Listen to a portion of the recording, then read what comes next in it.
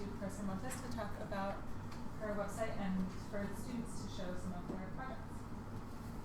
Thank you. Thank you. I'm sorry for that. I'm getting sick. Sorry, so I'm feeling not so well. But thank you for being here. And this is a great opportunity for us, for me as a professor, but also sharing the space with my students who are here to share us their projects. This is sociology through the lens of fine and creative projects. So let me just really quickly move to how this idea came out. So let me here. Well, this is my second year here at Bryn Mawr. So when I was putting together my first course, I knew that I wanted to integrate a sort of a fine and creative project. However, at that time, I didn't know exactly what I wanted to emphasize in that final project. I wanted to create a space for the student to just have the opportunity to look into different research interests, probably either that we already covered in the course or anything that they wanted to get into in more detail. So I created the idea in my first course in 2016. My first course was Mexican American Communities, and at that time I didn't know anything about exactly in terms of the use of technology. So I was just like open the space for the students. However, the students at the end of the course, I got very impressed in terms of how the students were not only putting their own creative ways to talk about certain areas of interest, but also in the ways they were conveying those interests. So through different lenses, and we are going to see today with Cathryne Velazquez. She is part of my course in 2016. So there were different ways in which they were presenting their projects. So then I realized, and I attended a workshop on blended learning, and then I learned about how as professors we can integrate technology into our courses. So I got very interested, and then I was suggested by Beth to apply to this seed grant, the Melo seed grant. So basically what I thought at that time, it was basically applying for this grant to create my website, because up to that moment, so I didn't have my website. So then I wanted to create my website, and then in that particular website, one of the ways in which I wanted to also use it as a way for the students to present as a showcase for my students' projects. So that's what we did for this project, basically, when I was applying to this grant. So it was systematically showing my research, my teaching, and my students' internship opportunities, but also for the students to see how other students were working on their own projects. So here, I just wanted to quickly show you the website and also the different, this is me, research, what I do in terms of explaining, and also some images, because I really also like to take the students into the spaces where I go in terms of my research. My area is migration, and I'm sociologist of migration. And also in terms of my teaching, what is my approach, and also here for the students' projects, which is I'm very, very welcome here too. So this is the second year. So 3 courses have already been using, or students have been creating these projects for 3 different courses. Mexican American Communities, the second time, and Sociology of Globalization. So the students basically, here we are gonna see different projects, but, and you can, so Cathryne is gonna be talking a little bit about what this website was developed, and also in terms of, the different ways in which you can get access to different projects. But I just wanted to give you a sense of the different projects, which was quite amazing to see also the students using different platforms. And I don't want to talk about these projects because the students are here to talk about their own projects, and I think they're going to explain much better what they do and the whole process, what do they learn, what was the most challenging things that they face, and let me go back to the presentation and also to explain what I have learned in the classroom as a result of this. What is the aim of this final creative project? To offer the students the opportunity to explore in more details a particular research area of their interest, and also using different digital platforms that, thanks to LTIS personnel, so they have been introduced in my courses, because after getting the grant, so they have gone to my courses and introduced and talk about the different ways in which the students can use different platforms. Also, what is the rationale, the pedagogical rationale? Here there are 4 main rationales when I was thinking about this project. Now that has been developed in this way. Provide the students, oops, no.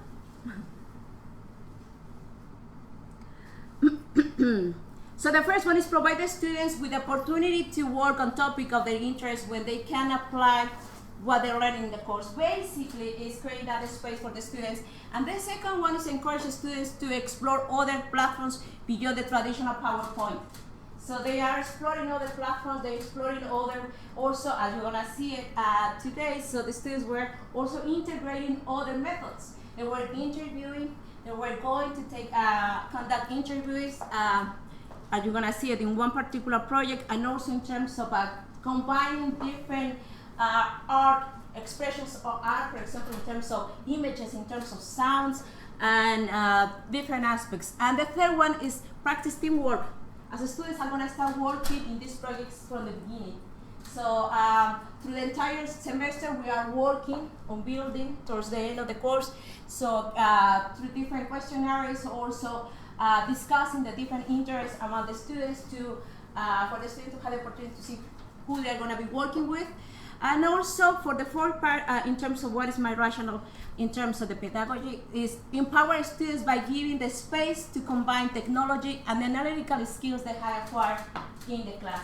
So those are the ways in which I think this project helps me to be better professor, but also for the students to also combine not only their own interests and what we have learned in class, but also particular interests they can have in using and have probably, hopefully, enjoy this particular project.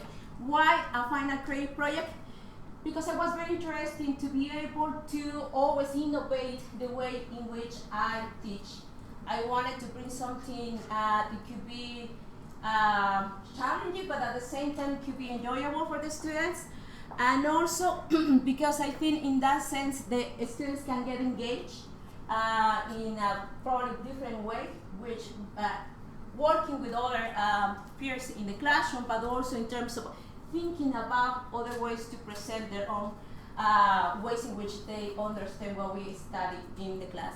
So it's very quick. This is my presentation, but I think as the students are here to present their projects, and you're gonna see what we have been putting together over the last 2 semesters, since no more than 2 semesters, 2 years already.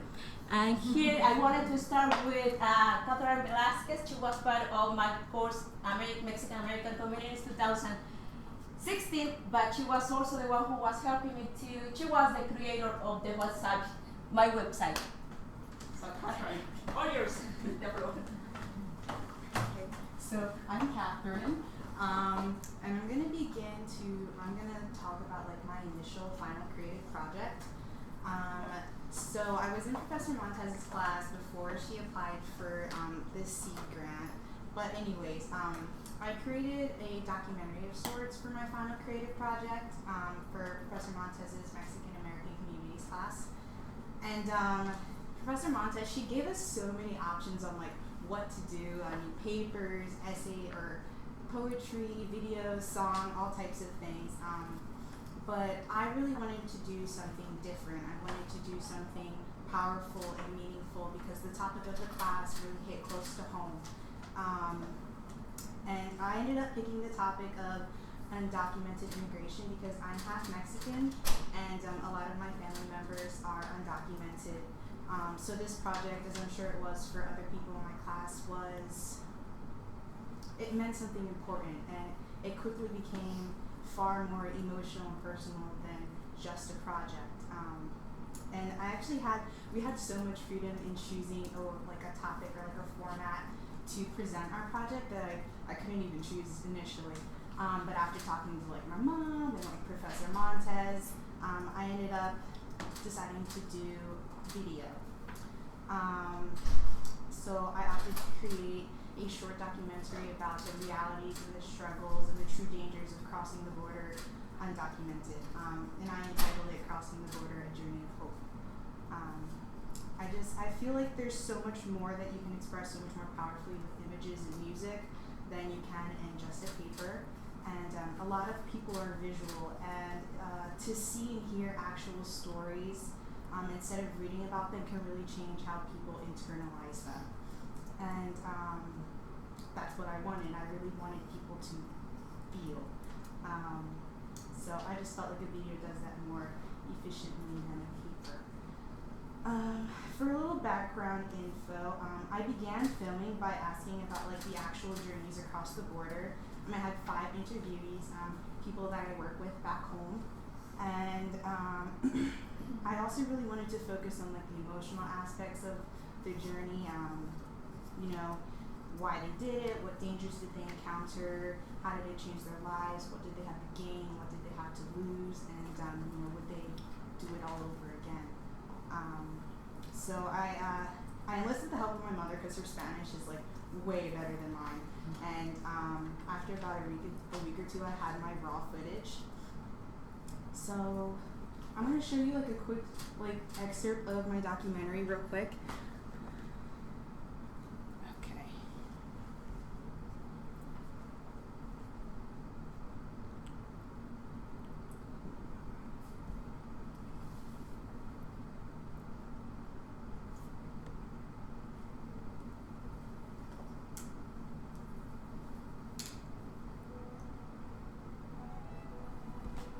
Can you guys see that? I don't know how to You turn the could turn volume it up on the right next to the play button on just within YouTube.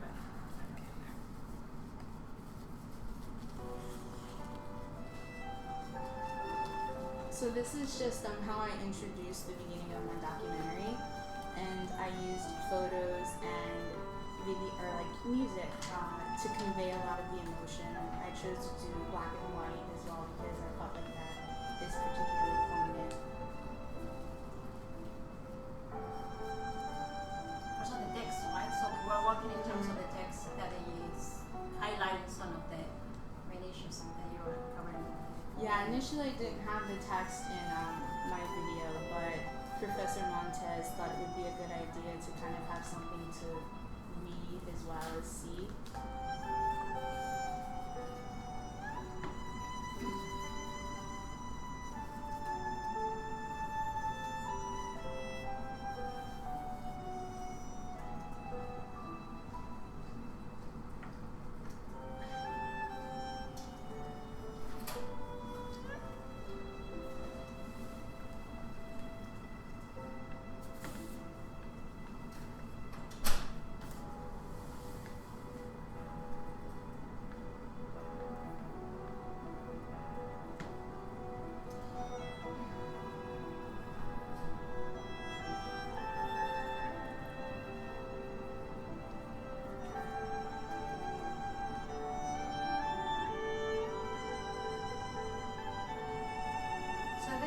Issue that we discussed, we discussed in our course in Mexican American migration, migrant communities, and we were talking about militarization of the border, also crossing the border. So the issue related to how the U.S. migratory policy has changed. So, and I think in this case, so as you can see here, so is combining different aspects, images, also the text, but also in terms of the music. And it took Cathryne a significant amount of time to put together, all these images, and I think she did a great job combining the music, and also it's 60 minutes long, the documentary, but then you can see also she introduced some of the interviews that she conducted with people back in where she worked. Stop it. ¿De qué país vienes?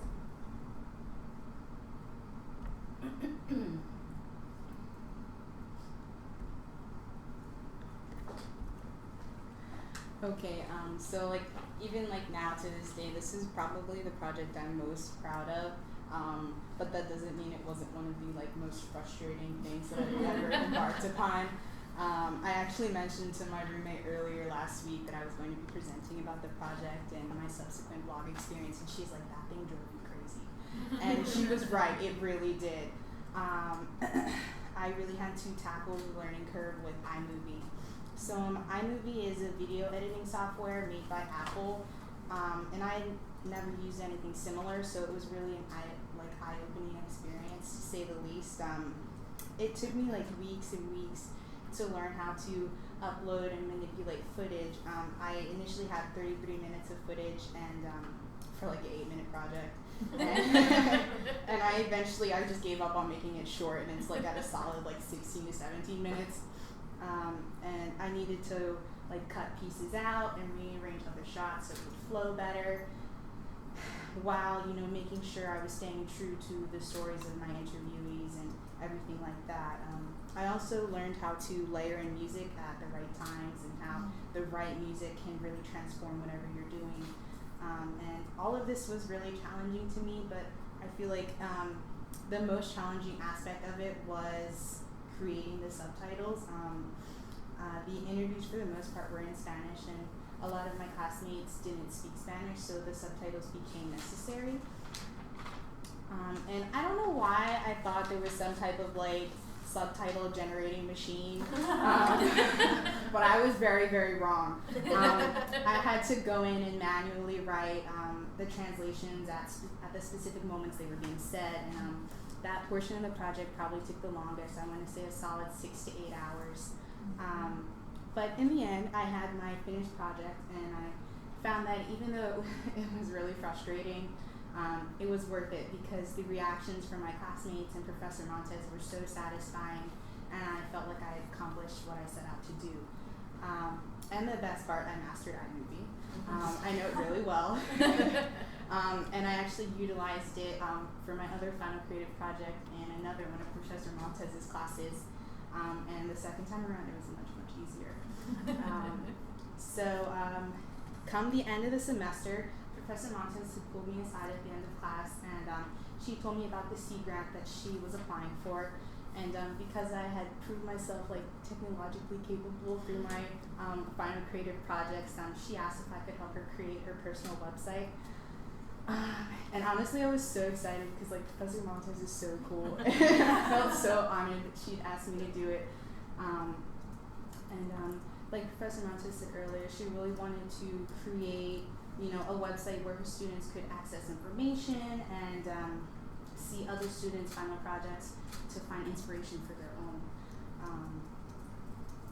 Personally, I think the blog turned out really well. For the most part, as you can see down here, I used WordPress through the Bryn Mawr blog system, and it was a little of a learning curve at first, but after a little practice and like a lot of help from like Beth, it was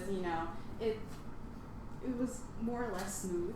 I did have a couple of bumps like along the road, kind of how to make a static homepage and how exactly to insert pictures and media. And what Google and YouTube videos didn't answer, Beth did. And there were only really 2 frustrating things about my experience with the blog. And the first one is that like the megabyte limit is like so small. Like I had to crop pictures and I had to toss them out completely. And there was also an ongoing struggle with this podcast that like just didn't want to cooperate. And eventually Beth cut it like into a couple different pieces so I could upload it. And the other thing was that, I don't know if you guys can see this, but like there's this, where is it? There's this horrible green color and like the 2014 like theme, and it's just horrendous, and like no matter what I did, like I just could not get rid of it. We're laughing because we know of other people who use that template and are like, this green, why? It's just so bright. It's just not what I wanted. But making the blog was really fun, and it was a great experience, and one that I think I'll be able to utilize definitely later in life. And I can confidently say I know how to make a blog, which isn't something everyone necessarily knows how to do. I learned how to create separate pages, what a plugin is, how to create PDFs, how to tag things and create categories and all of that. And I also learned patience, which was really important too. But I also learned that other than technological skills, while working on the blog, I learned how to work with people, like Professor Montes and Beth specifically. And I learned it was okay, even encouraged to offer up my own ideas and opinions and about creating the blog. And I think that part of my experience was equally valuable.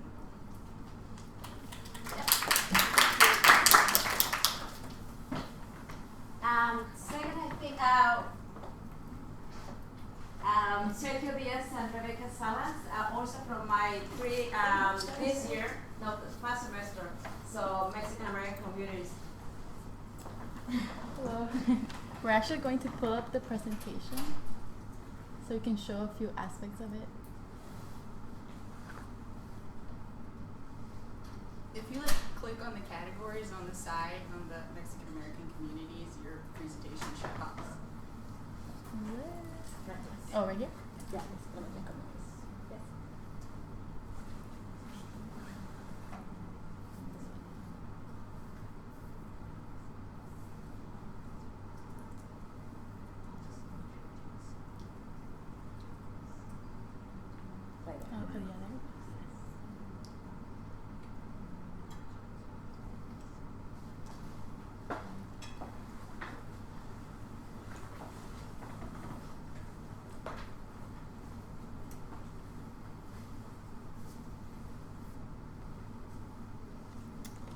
So, as you can see, our presentation was called Nostalgia Markets Experiencing Home. And we focused on nostalgia markets, which are markets where products of nostalgia are sold, basically. So these are products that are sold in immigrants, or products that are sold in the U.S. that migrants purchase back at home and that have brought over here to continue consuming as part of a practice of feeling like they belong in the United States. So we actually, as you can see, had 3 people working on this project, but another student couldn't come. So we'll both be talking about this today. And we actually chose to talk about nostalgia markets being that we talked about it in class a little bit, and Professor Montes mentioned nostalgia markets being around in this community and being an important aspect of belonging, like I said, for migrants and the migrant experience in the United States. So we didn't actually have many lectures on it, so I got interested and I did a Google search and realized that there were articles talking about how this is a very important part of sort of surviving in the United States and feeling it like it is the migrant's place to be here. So I talked with Professor Montes during her office hours and learned more about what nostalgia markets meant and got interested more in the concept. So I thought about wanting to do the final creative project on that topic myself, but then I joined groups with Sergio, with Christina, and then we all decided to connect that to everyone's experience here. So yeah, one of the things that we did, and we actually chose Prezi for our presentation, and the reason why is because we really wanted to show people where the products come from, in terms of where across the world they come from, and also where in the United States they come from. And it was also like one of the most, it was also a way that we can also put in videos, because one of the things we really wanted to do is emphasize the lived experiences of people that go to nostalgia markets and what kind of products they buy, what kind of things they feel. And so Prezi really gave us a good way to present that in a way, and really allowed us to just show it all in one thing. And it was really easy to use, really easy to put it all together. I think if we click the next one, it's like, this is kind of how we've set up our slides with the person that we interviewed, the things they bought in a video of them, speaking about the things. And yes. Yeah, so it was challenging actually to set up this Prezi as a group because I know, I'm not sure if you had said you had worked on Prezi before, but I know I had worked on them, but only individually. And so I think obviously sometimes it's easier to work individually knowing that you have your own plan and your sort of goals that you want to achieve during like working on your presentation. But it was actually pretty challenging to sort of agree on like the structure of our Prezi at first because as you know, PowerPoint can be sort of easier to pinpoint an outline and a sort of a backbone to the presentation. But this, we actually went and had like 5 ideas as to how to organize ourselves. And originally we actually wanted to do a story map. And so this ended up happening or being a later decision, but it was a struggle to first of all organize ourselves.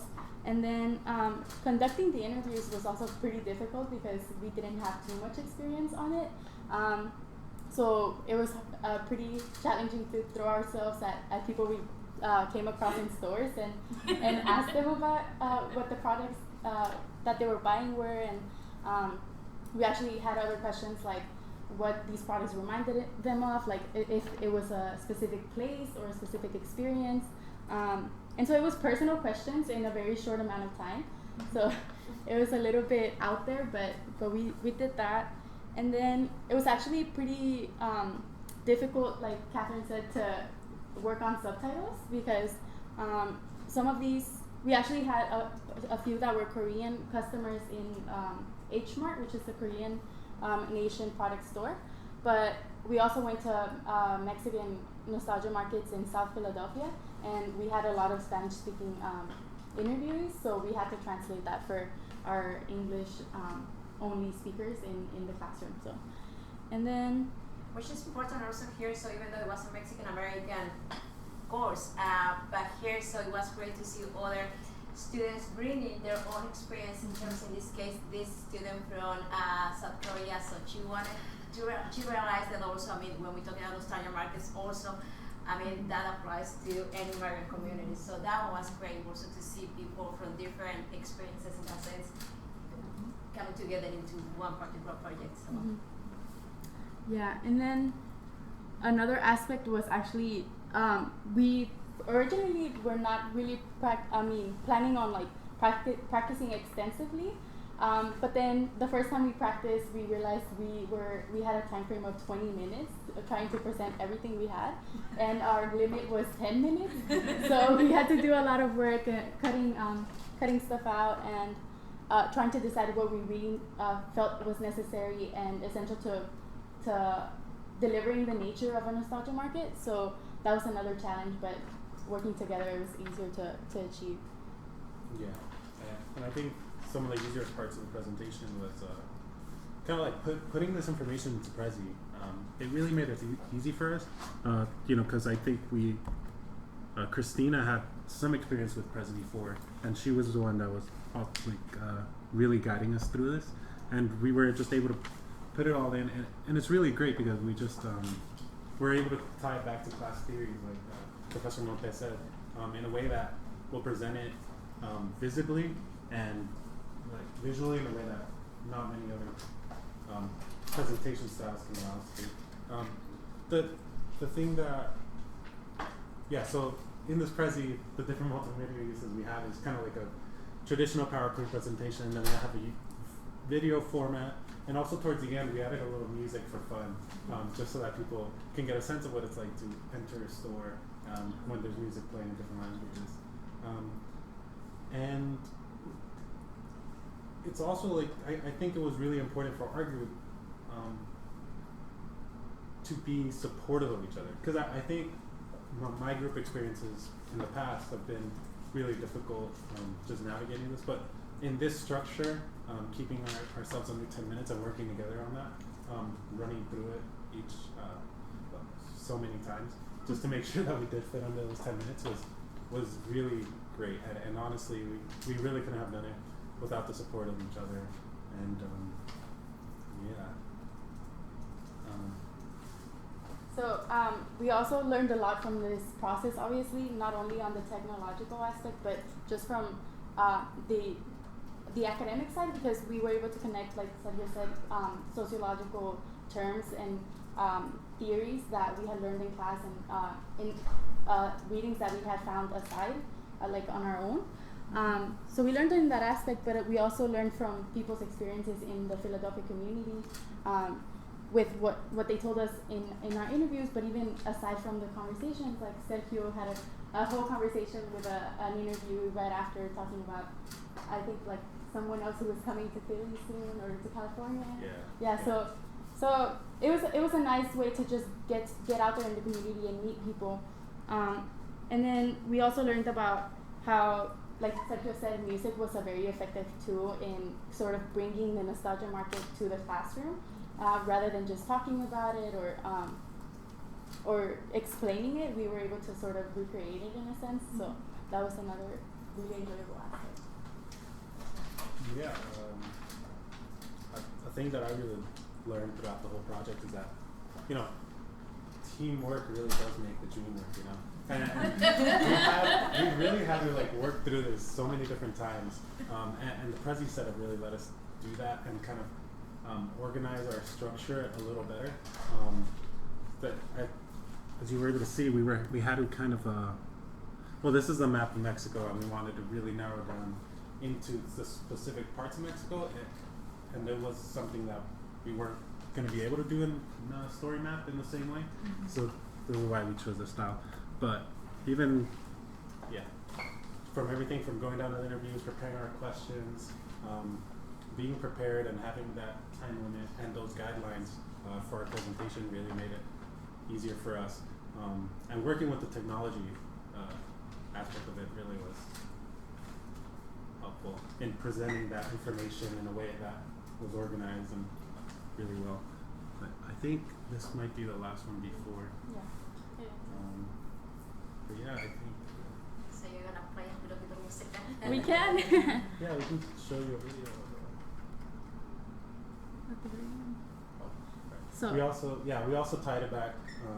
Being able to work on something that has a personal experience to us or relates to our personal experiences was really important. And being able to connect the theories that we were learning to our own life experiences and bringing that in a different way or a new way to present to the rest of the classroom was really helpful. This is the ending slide where we added the music. Let's see if it plays. Oh, I'm not sure of the music. So we had some Spanish Mexican music, since we had a little bit more of the Mexican nostalgia market information rather than the Korean. So that was it. Thank you. Thank you. Thank you, Sergio. Last but not least, Gisell, Montoya, and also we have Kim, so from my Sociology of Globalization. So we are gonna see like in a different space, which is they're gonna take us to Thailand and South Korea. So Thailand, Cuba, Malaysia, and Singapore. they're gonna so we're still got some challenging in terms of putting together.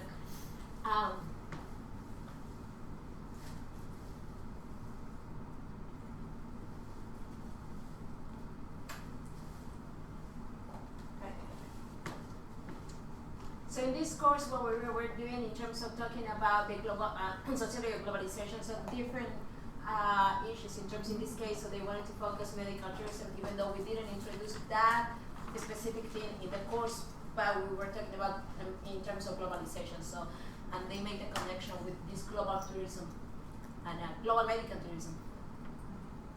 Hi, I'm Myung. And I'm Gisell. So Gisell and I created a story map for our final creative project in Professor Montes' global sociology class. And our focus of the project was to show the interplay between the global production of medical services and the role of the state involved in the production process. And we were looking at that through 4 different countries' medical tourism industry: Cuba, Thailand, Malaysia, and Singapore. and how each state government played a role in the development of medical tourism. And so we chose a story map out of all the choices because we thought we really wanted to give our audience like more so like a story, because we wanted to tell the story of medical tourism. And as you can see in the presentation, we kind of start off with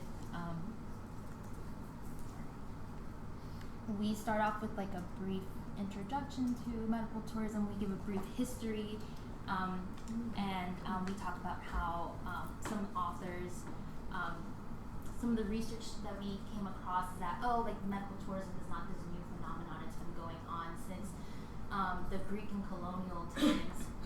So kind of this chronological order really, the story map really allowed us to do this. And we also just thought that audiences really do well with like visual images. And I know personally I love pictures and kind of seeing like a moving background, and something that a PowerPoint would not have allowed us to do. And then some of the challenges that we came across really, we noticed that working on a story map like as a group, like as a dyad, was kind of hard. I remember one experience, me and Myung were working on it like 2 days before, like we were trying to put everything back like in order, and all of a sudden the next day we were like, oh no, where's our information? Like at least my information was gone. And she was like, oh no, but I put my information. So kind of working through that was one of the challenges. Yeah, another challenge is because this is a story map, we try to make a narrative about our topics to give more detailed information to our audiences and readers. So it was hard to like write the story, like the whole narrative, and also like to make sure to make the proper transition from Gisell's story to my stories. So yeah, that was some other challenge for us. And the story map really allowed us to really dive deep into like the 4 case studies that we really wanted to do. So and it kind of allows us to like work around the map and like keeps people visually engaged. And I did my part on medical tourism in Thailand and Cuba, and Myung did hers on Malaysia and Singapore. And we also we know that we put a lot of information, so we knew that paragraphs would look a lot better in a story map as opposed to like a PowerPoint, because who wants to read a paragraph on a PowerPoint? And so yeah, I think just the story map was like a wonderful opportunity, and now we know how to do a story map. Like that's something that never really came to cross my mind, like present that to visually present a story to an audience. Yeah, I think that's it for us. Yeah.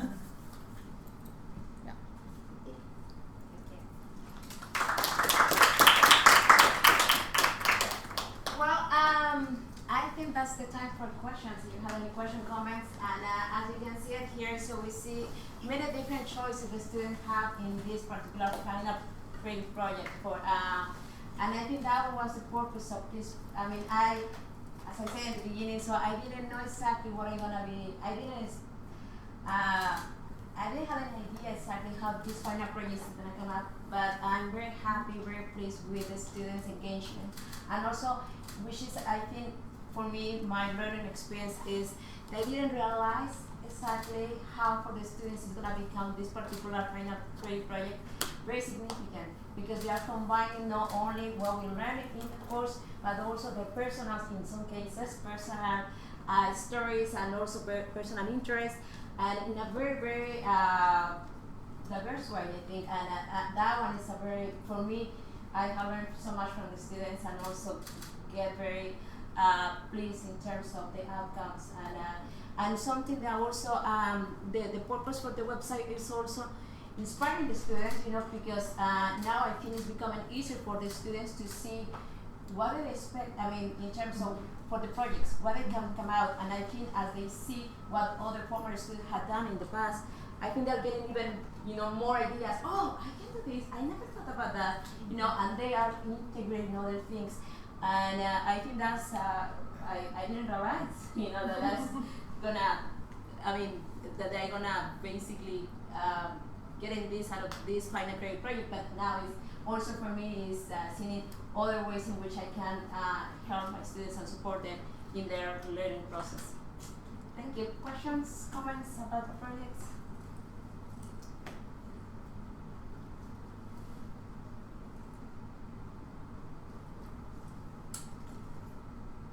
Silence.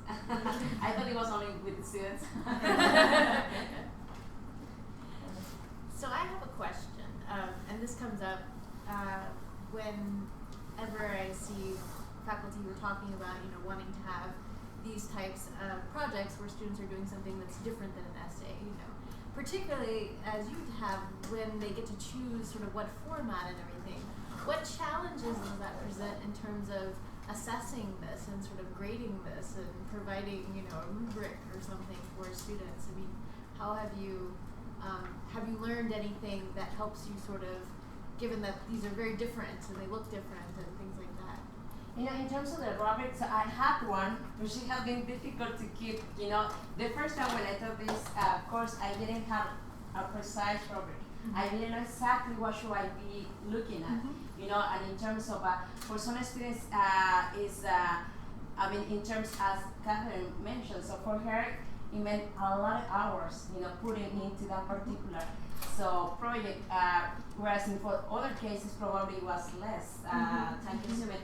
So that one was challenging for me to think about how I'm gonna be grading. So the second time the second semester, so I had a better idea. Still, I have my rubric, but it is, when I'm there because that one, it take the whole last week of class, is when we present these projects. And as Sergio was saying, so it was 10 minutes because it's like 8 groups. Right. So it's in a very short period of time, and I had to keep in mind, the time, and I had to, the conversation with the students. So it's difficult for me. It's challenging, and it's a working process experience. So it's still changing. So some of the things, but it's, I think, challenging in terms of how you are gonna assess, evaluating that particular every one of the projects is still trying to figure out how to do that. But basically my judgment is based on the time that the students put in terms of the quality of the test. In terms of how much do they really engage with researching. So the projects.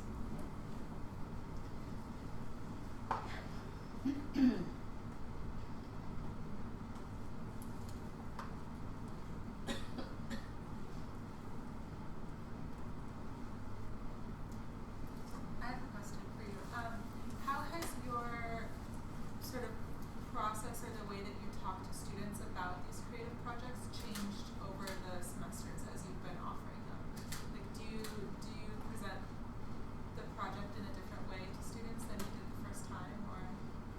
Yeah, totally, because the first time I didn't have any reference. So the first time when I taught the course, so I just talked about, remember, Cathryne, so it was just the final creative projects, but I didn't know exactly what I was trying to accomplish. It was just whatever you wanted to say, just come to my office hours and we can talk about it, poetry, anything.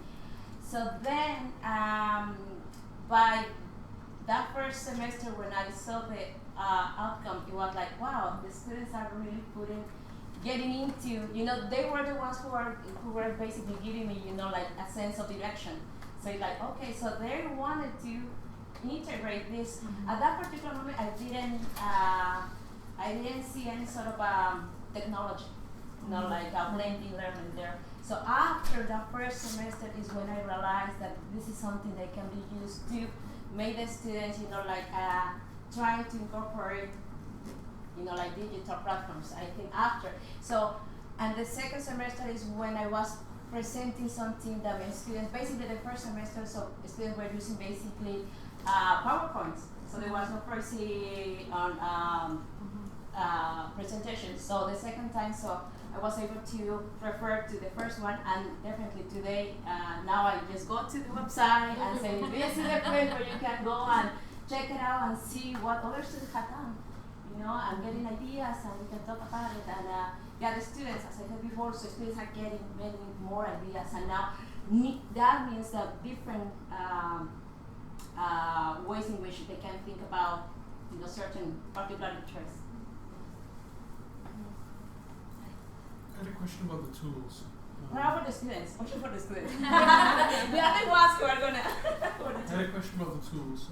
You mentioned Story Map and Prezi. What were the advantages of that over something on PowerPoint, and how easy was it, and what were the advantages of working with WordPress? Anyone? Well, I know that I think we did work on PowerPoint a little bit and considered it, but we decided to go with Prezi after also considering Story Map because we wanted to include the YouTube interviews that we had created, and then we also realized actually a bigger component was that we wanted to give context about location, about where the products were coming from, what the migrants were being reminded of because of these products, and so we thought visually it was much easier to do that on Prezi, and more enjoyable also with the music and pictures, and I just think that also the movement of Prezi is somehow more engaging and captivating, so I think that's a clear advantage. And how about WordPress? Sorry? How about WordPress? Did someone, I guess you did. That's me. Okay. What exactly about WordPress? What were the advantages of working with WordPress? Why did you choose it? Oh, I worked with WordPress for Professor Montes' blog. I didn't choose it. It was a suggestion. So that's why I ended up using WordPress. For my final creative project, I used iMovie, and I basically chose iMovie because it was on my computer, and it was free. I didn't have to buy an editing software program, which was really great. But there's something so powerful about music and video and people, expressing. You can see their emotions on their faces, and I think video is a really good way for everybody else to internalize those emotions and to really think about the experiences that the people went through. So that's why I chose that. Thanks. What about for the map? On the story map, I think one of the advantages is that you can have visual aids on one side and text on the other side, so you can have the information and the visual aids at the same screen. There'll be one over PowerPoint. I wanted to share another project, so also for the international development, so they were showing in that particular project, so the students were talking about the 3 different roots of Peruvians. So the Afro-descendants, the Mestizo, and the Spaniards. So, and they were it was in that sense is something in terms of the advantages. So I think it depends where you wanted to. So the students, so I think part about when they are trying to figure out what platform is going to be the perfect one to use, I think in terms of what they wanted to convey in their presentation. So if they wanted to emphasize in the images, they wanted to emphasize on the combination of images and text. So I think in that sense is where the students are thinking about making those decisions. So, and in that sense, so LTIS personnel so have been great in terms of coming to my course and talking about the different platforms that can be used. I think in that sense is something for the students also. Oh, I didn't think about that. So introducing new tools. Yeah. I was wondering for the students, when you face, so a lot of you mentioned frustrating or curves, the learning curve for the technology. How did you approach it when you did hit these blocks with the technology? And what strategies would you recommend for us to convey to other faculty or other students who are kind of trying to work through a new sort of project? I know one thing we ran into trying to put a YouTube video that was public enough to put in a presentation, but still private from everyone else. And so doing that, it was just kind of a trial and error. We had to go through YouTube, find which one, what part of the site had that option. And it's just a lot of researching options, and it takes time because I know we did the same thing for Prezi. There was a lot of things we wanted to do, like the music at the very end. That took a while to figure out how to put that in and download. And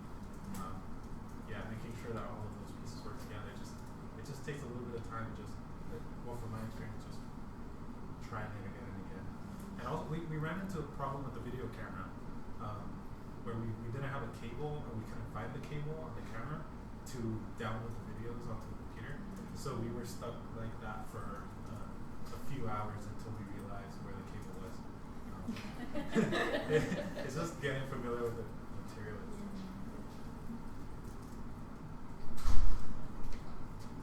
It seems like, how did you find the answers when you got stuck? Did you Google. Google? Yeah. It's probably the best thing in the whole entire world. When you don't have answers, you go to Google and it'll spit some out at you, which is really nice. But also like just trying to like ask other people as well, which is always really helpful because other people may have experience with something that you don't, which is really nice too. Google. It's my tried and true. Do you guys tend to like you were saying, finding where they describe how to do something, like YouTube's documentation, and you go all the time. But also, what about like videos? People put up videos of. Do you guys like tutorial videos? Do they not work as well? I feel like they can it's like 50% of them are like horrible.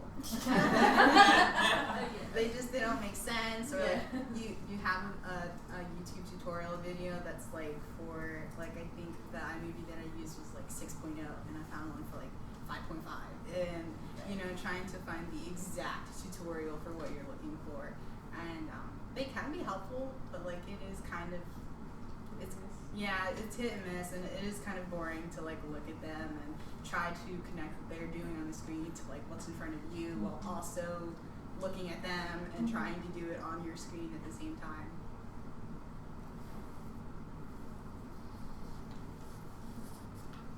So this is the project. So this is what we have been working for the last year, probably. Yeah.